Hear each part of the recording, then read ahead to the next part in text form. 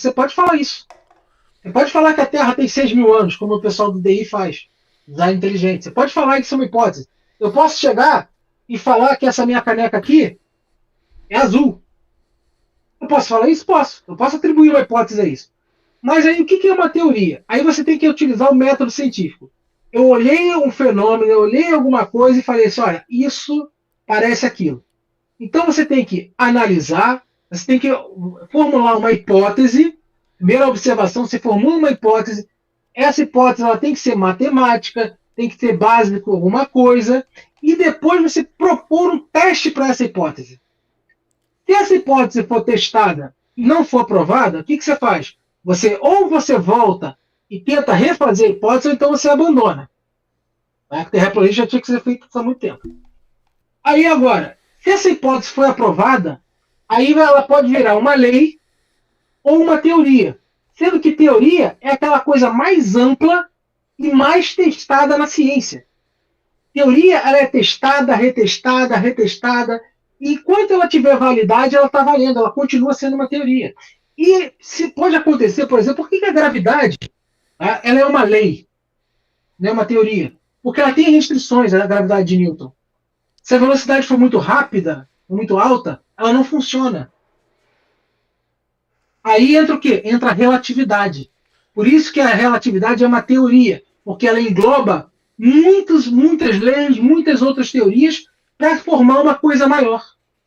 Então, teoria é algo que é provado, testado, retestado, posto à prova, retestado, testado, testado, e aí sim pode virar uma teoria. Tá? Então, por isso que teoria, não é só uma teoria, não é só uma teoria. Caralho, é uma teoria. Entendeu? Entendi. Assim, porque eu vejo. Nós, terrenos aqui, que não estudamos física, que não estudamos ciência, que não estudamos geologia, astronomia, nada, a gente usa a teoria como algo banal. A gente fala, na teoria é fácil. Na prática é totalmente diferente. Aqui a gente tem a comparação de teoria com prática. No caso da ciência, é teoria versus hipótese. Então, assim, a teoria é um negócio muito mais Exatamente. sério na ciência do que a gente aqui no nosso mundo. Nosso mundo fora da área acadêmica, no caso. Exatamente. Teoria em direito, você está formulando uma hipótese. Né? Você está formulando, não sei o que pode ter acontecido. Isso aí é uma teoria. Se você rodar isso aí, você vai. Isso é uma teoria. É só uma teoria. Não, mas em ciência é diferente. Você tem definição, que também em ciência é diferente. Axioma. Por exemplo, axioma é uma verdade matemática que não precisa ser demonstrada. Por exemplo, uma reta. Uma reta, ela é um conjunto de pontos infinito. Acabou. Isso é uma definição, um ponto. O que é um ponto? Um ponto é a porra do ponto. Ele não tem o quê? Ele não tem dimensão. É Ele um não tem ponto. dimensão. É a porra do ponto. Ele não tem dimensão. O que é ângulo agudo? Isso é uma definição. Entre 0 e 90 graus. Entendeu? Então, são coisas diferentes que a ciência trabalha. Definição, axioma, tal, tudo parte. Aí, quando você começa, através do método científico, você propõe uma hipótese e você tem que entrar com a experimentação para validar essa hipótese. Perfeito. Perfeito. Entendeu? Professor, ó, o Com2MS, que é um dos nossos telespectadores, está aqui sempre. Ele mandou aqui R$ 10 do Superchat. Muito obrigado, Com2. Salve, salve, salve. Presença brilhante do professor Maia. Muito obrigado, muito obrigado. Muito obrigado e obrigado aí pelo superchat aí, pela live, ajudar o amigo aí. Quem puder também, pode ajudar, cara. Tá um papo muito legal aqui. Tá, graças a Deus tá um papo da hora. E o Aldo Borges, é, eu pressuponho que seja ele mesmo, porque no Live Pix a pessoa pode mandar o nome que quiser, correto? Uhum. E ele botou aqui como Aldo Borges e fez uma pergunta que ele provavelmente falou ontem também.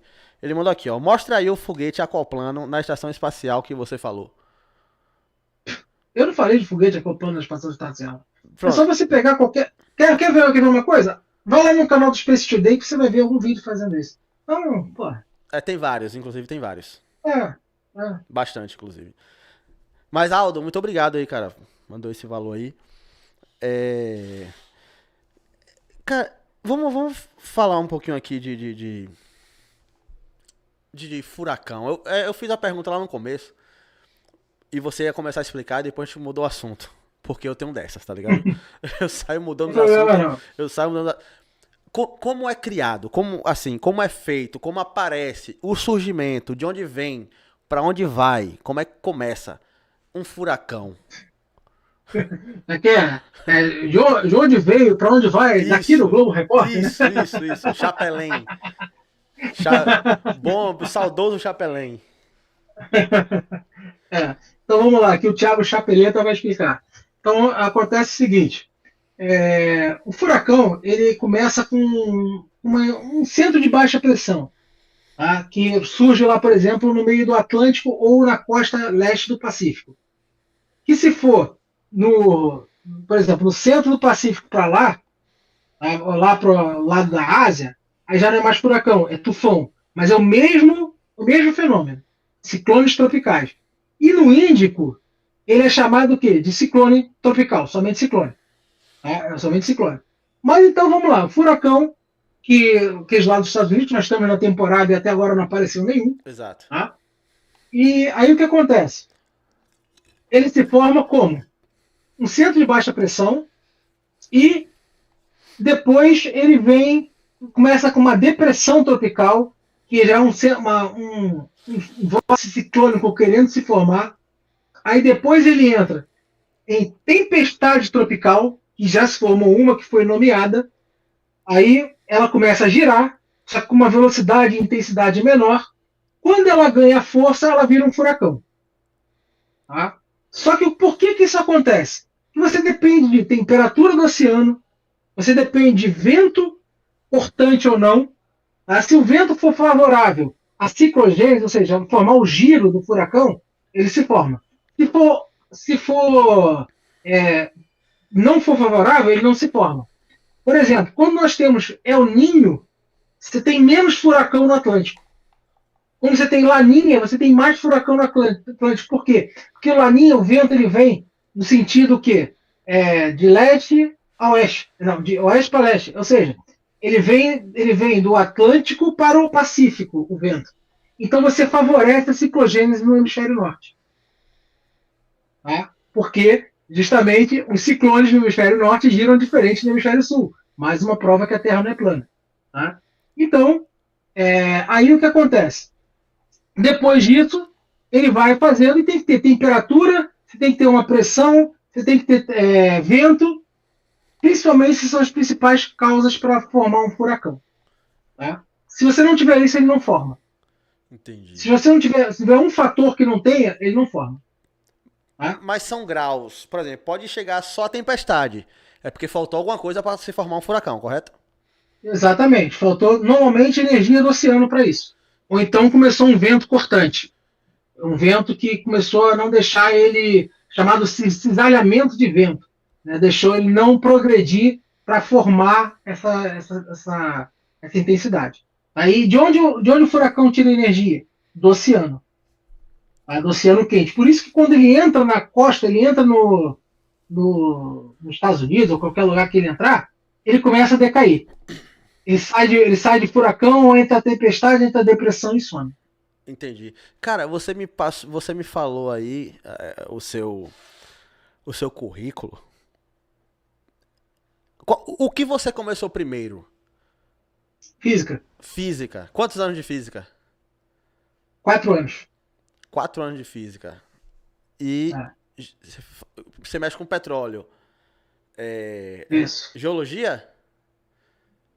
Geologia eu estudo muito, tá? Mas não sou formado em geologia. Mas tenho um entendimento muito, muito grande, conhecimento muito grande de geologia, não só pelo petróleo, porque quando eu passei a atuar com a parte climática, e a astrofísica também me fez olhar muito para dentro da Terra também, porque a gente sabe através das rochas quando teve tempestade solar, quando teve, por exemplo, uma supernova, você altera como os elementos radioativos eles se acumulam na rocha, no gelo da Antártica e tal. E aí eu comecei a me interessar muito. E quando eu comecei a trabalhar com a área climática, eu comecei a estudar muito o paleoclima, o clima do passado. E o clima do passado, invariavelmente, ele resulta o quê? Na geologia. O estudo é na rocha, é nesses locais, nos anéis de árvores, que a gente consegue saber, né, como é que foi o clima do passado. Então, sim, geologia acabou virando, vamos dizer, entre aspas, né, uma das minhas especialidades. Eu não sou formado, mas conheço bastante.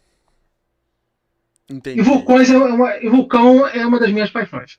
Tá? Assim, alucinado por vulcões. Seu vulcão. Alucinado. Alucinado. Olha, se tivesse grana, em 2021, quando o vulcão nas Ilhas Canárias entrou em erupção, eu ia para lá. Ué, aí A pessoa, você tá correndo o mesmo risco da menina lá da Indonésia. Pô. não, porque eu conheço o vulcão. Porque aquele vulcão lá, ele não é um vulcão explosivo. Ah, ele Ele já. ficou, ele ficou 4 meses, se eu não me engano, em erupção constante. Só cuspindo lava e jogando bombas de lava. Ele é um vulcão tipo estramboliano, que joga bomba de lava. Tipo o Etna lá na Sim, Itália. Né? sim, E ficou jogando muita cinza. O meu sonho era coletar uma cinza daquela. A trazer uma garrafa de Coca-Cola, né, sim. de uma cinza daquela. Pra Era o meu quê? sonho. Pra quê? Só pra guardar. Só pra guardar, pô. Eu tenho aqui, ó. O que é que você tem aí guardado? Pô, cara, eu tenho um monte de fóssil também. Mas aqui, eu tenho. Isso aqui é uma ametista. Eu tenho várias rochas e tal. Né? A ametista, ela é formada através do quartzo, uma rocha vulcânica, e ela é roxa por quê? Porque entrou um fluido de ferro aqui, a rocha vulcânica emitiu uma radiação e ionizou esse ferro. Então essa rocha aqui até hoje emite radiação e cada vez mais ela vai ficando vermelhinha. Alguns milhões de anos aí. Ah, entendi, entendi. Aí você queria. Seria como um souvenir, né? De aguardar aí Sim, essa daqui eu ganhei de uma empresa que eu fiz um trabalho para ela, né, que era uma empresa filial da Halliburton. Hum, Né? Então, vamos ver aqui. Isso. Aí eu ganhei esse presentinho, que o cara sabia que eu era apaixonado por geologia, né? E o trabalho na área de petróleo, né? Quando eu fiz esse trabalho, ele dependia muito de conhecimento geológico. E eu mostrei que eu tinha, mostrei que eu sabia fazer e tal. Aí ele foi e depois me presenteou com isso aí. O astronauta urbano, que tá aqui, ele fala assim, ó. Tiago, tempestades solares causam terremotos? Eu corro para as montanhas todos os dias com medo. Olha, essa daí é braba também. Tempestade solar não tem nenhuma relação plausível ou direta com terremotos. Por quê? Existem vários artigos que falam que tentam correlacionar terremotos com tempestades solares. Só que o grande problema disso é o seguinte: para você correlacionar dois fatores, você tem que ter alguma causa física para isso. Tem que ter alguma explicação física para isso. E essa explicação que eles tentaram dar até agora está errada. Tá? Então, você pode ter uma relação estatística, como por exemplo, o nome disso chama-se o quê? Uma relação espúria, uma correlação espúria. Então, por exemplo, eu posso chegar e falar assim, olha, toda vez que eu pisco o olho direito, morre uma pessoa na Índia. Hum, Eu posso fazer essa relação. Olha, eu peguei o número de mortes na Índia, eu vi as vezes que eu pisquei meu olho, então tem uma relação bastante significativa, de 70%. Porra, só que não tem nada a ver a relação médica de eu piscar o olho com morrer alguém na Índia. Correto? sim, sim. Ou então, eu chegar e falar assim, olha, deixei cair essa caneca, provocou um terremoto no Japão. Entendi. Porra. Então, essa é mais ou menos a relação de estupidez. Que Mas. tentaram fazer. Fala. Não, não, não. Termine, termine, termine. Não, que tentaram fazer uma correlação da qual não explicaram o fato físico. E quando tentaram dar uma explicação, essa explicação não bate. Entendi. É. Mas assim, você falou aí de cair uma caneca e causar um furacão no Japão. Mas assim, o que é que você acha da teoria do caos? Você conhece a teoria do caos? Porque eu vejo, Conheço um pouco. eu Conheço um vejo pouco. cada pessoa falando Tem, uma coisa diferente. tem muito a ver com o clima. Tá? Tem muito a ver com previsão climática. É aquilo que eu falei. A teoria do caos. Você que chegou até aqui já sabe, né? Deixa o like, compartilha e não se esquece de se inscrever aqui no canal. Tá bom? E outra, tem esses dois vídeos que tá aparecendo aqui na tela. Assista que eu sei que você vai gostar. Valeu? Só vem!